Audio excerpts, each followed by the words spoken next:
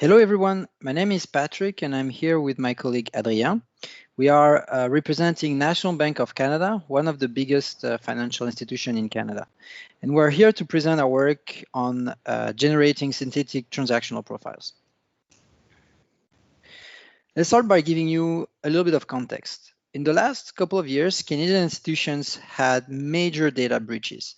For example, Equifax in 2017, Desjardins in 2019, and very recently, the CRA. This made people realize that insider threats, among other causes, but this one being one of the causes, is very real and have huge consequences.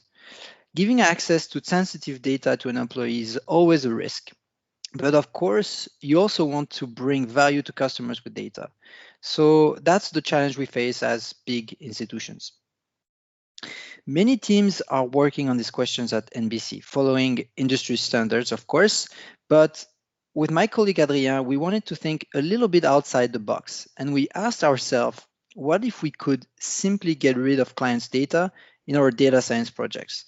That sounds a little bit crazy, but that's how we ended up with this approach, which is generating synthetic data.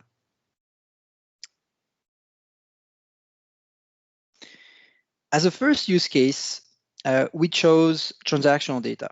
So this is how it goes. In the middle, you have a model that replicates the distribution of the transactional data of NBC without revealing any personal information from any of our clients. The way you train the model is you feed it inputs. So the transactions on the left, you can see, and you can also add maybe other information such as socio-demographic data. The model learns to generate very similar transactions, and that's the output you see on the right. Once the model is trained, you can remove the inputs, and you can use the generative model to sample transactional data. You could also decide to keep the socio-demographic data as input to have a conditional generative model. So why did we choose transactional data? For three reasons mainly. First, although they are not considered as PIIs, they are very personal due to their high inference power. Just with a couple of transactions, you can almost certainly identify a client. Second, they're very strategic for the bank. We use this kind of data to, for example, to define if a client is active or non-active, and so if it's a core client for the bank. And third, we have a lot of them, and it allowed on this project to use deep learning models, which are very big data consumers. And also, it allowed us to use optimization techniques such as stochastic gradient descent with differential privacy. Now I want to give you a little bit of insights on what the data contains. So we have the raw transactions of clients. That's what you see on the right, the top right. Their spendings with credit cards or debit cards. To prepare our data set, we decided to not use merchant names, but use SIC codes instead. SIC codes are simply standard categorization of business activities. We then aggregate all the transactions for a month for each client, and this gives us a vector with SIC codes as its dimensions. And one last insight for you, the vectors are very sparse because, as you can imagine, a client rarely spends his money on all categories in 1 month. I will now let Hadrien talks about the models. So the model we use, first family of generative model we use is variational autoencoder. So basically what an autoencoder will do, it will take some high dimensional data as input, in our case, a transactional profile, and it will try to compress the information into a lower dimension. And then a second network, the decoder network, will take the compressed information and will try to recreate some high-dimensional data which are as close as possible from the input data. In the case of variational autoencoder, The compressed layer is not just a standard layer, but actually this layer will represent mean and standard deviation from a distribution we use to sample some observation from and give those observations to the decoder network. We believe that the use of a variational autoencoder have two main advantages. It allows us to better model data, and also adding some randomness with sampling in the core of our network, it should make it more privacy preserving. Second family of model we use are generative adversarial nets. Those models are really popular and have been having great success in the past, generating some images of faces, but we can also apply them on tabular data such as transactional data. Basically, how it works, you have a first network which is trying to generate some data from noise, and a second network which is trying to distinguish between real and fake data. And both networks are trained once again each other, the generating model trying to foolish the discriminator models and the discriminator model trying to distinguish between real and synthetic data. Something really interesting in the training process is you can use epsilon differential privacy in it. What I mean is by adding some Gaussian noise to the gradient and using the moment content technique to track the privacy budget, we can guarantee that the stochastic gradient descent process is epsilon differential private. What it means is while we are training our model, we can measure the amount of privacy which is consumed by the training of the model. So if we jump into the results, in order to evaluate our models, we look at three main characteristics. The first one is the ability by the model to reproduce some sparse data. Second one is cosine similarity. So cosine similarity would be when you look at the transactional profile as a vector of transaction that will give you information about someone's behavior, we would compare this information from the real data with synthetic data. Second one is Wasserstein distance, which would be if we take each category independently. So let's say we look at the spend in the grocery.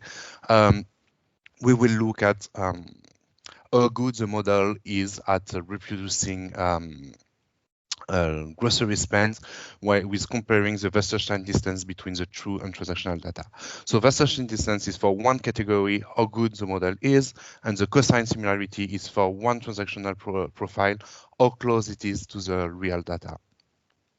So if we look at the result for the sparsity, we can see that most of the model managed to reproduce sparse data except the differential private conditional GAN. We had some trouble training the conditional GAN with the differential privacy, but we have some ideas in order to improve this in the future.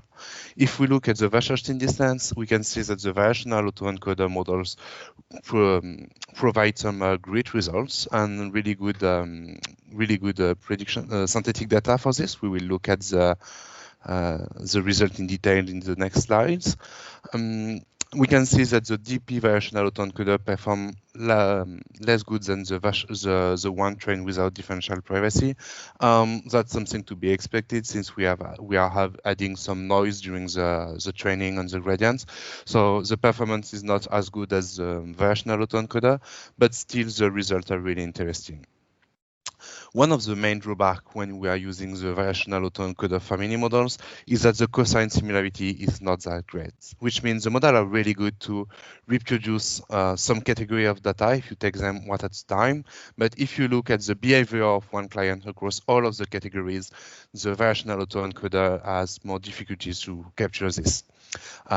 Whereas the conditional GAN would provide a better result for the cosine similarity. Where we can see we have 0.34, which is quite good. But the drawback is that the Wasserstein distance is less good, and we could even sometimes ending up with some crazy value here, and we will see why in the next slide. So if we have a close look on the synthetic data, here we plot the distribution of log spend for the category of clauses for both the true and the synthetic data.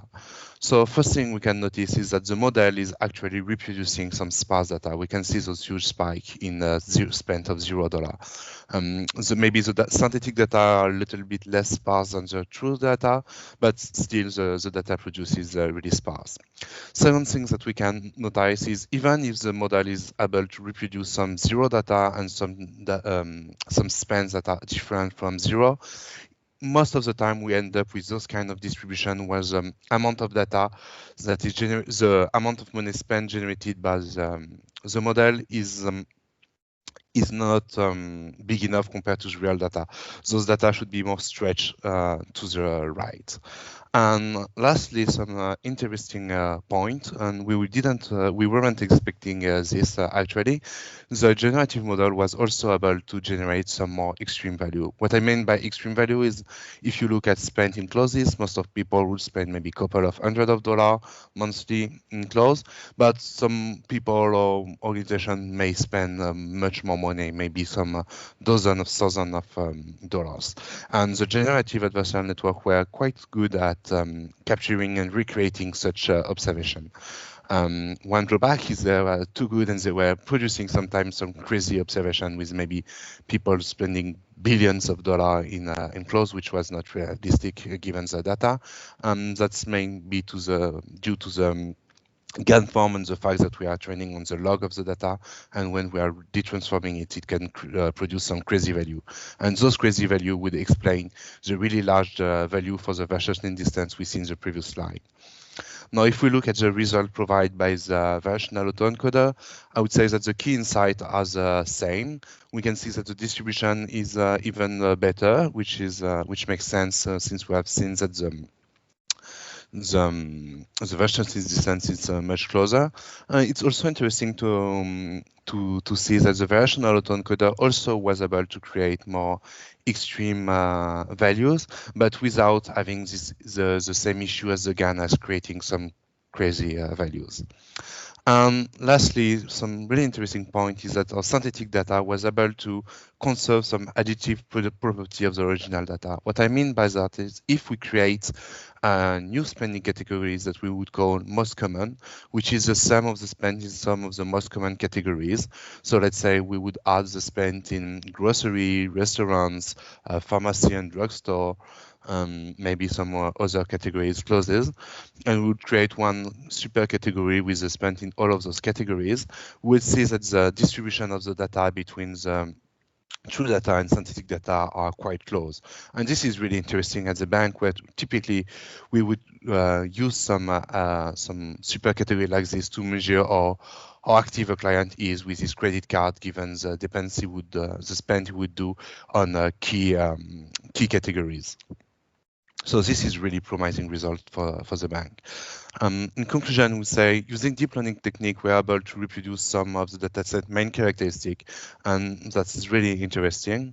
However, the data generation process is not fully production ready yet due to the training instability, mostly with the GAN, and the fact that we have to craft the result in order to get rid of those two extreme value. The process is not fully applicable. One other thing is we still need to evaluate the privacy of the synthetic data. We can do this with two ways. First is improve the DP training for the GAN mainly. And one way of doing this would be to apply noise only on the discriminator and not on the generator, since the generator doesn't see the real data. And we could also use membership attack to measure the privacy of the synthetic data at posteriori. And I will let Patrick conclude.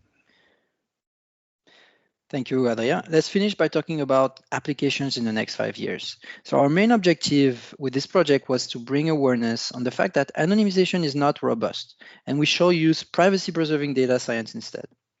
We believe this could allow us to lower the risk of data inside the bank, but also facilitate giving access to some information outside the bank, for example, by publishing papers or organizing hackathons. A more far-fetched application would be to have an open marketplace of synthetic data because they would still be embedded with business value. Thank you for listening to us. I hope this was interesting to you. Don't hesitate to contact us for any question.